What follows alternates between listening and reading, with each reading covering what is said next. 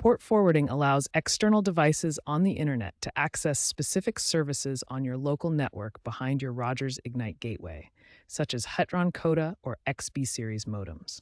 It's essential for hosting game servers, accessing home security cameras remotely, or using other applications that require direct connections.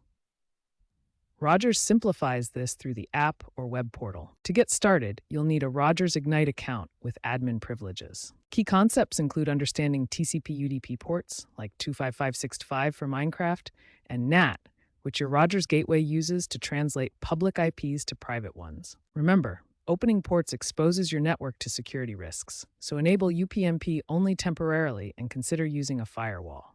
Recent updates include enhanced security features, conflict detection, and IPv6 support. As of September 2025, Rogers introduced Smart Port Forwarding in the app, automatically configuring ports for popular applications using AI-driven templates.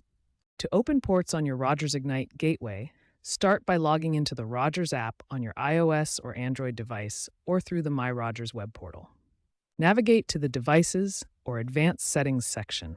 From there, add a new port forwarding rule. You'll need to specify the external incoming port, the internal port, the port on your device, the protocol, TCP or UDP, and the device's private IP address on your network.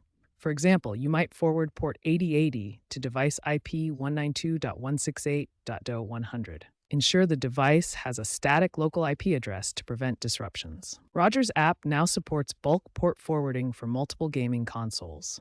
After setting up, test the connection using tools like portchecktool.com. If you encounter issues, double-check your settings and ensure your gateway's firmware is up to date.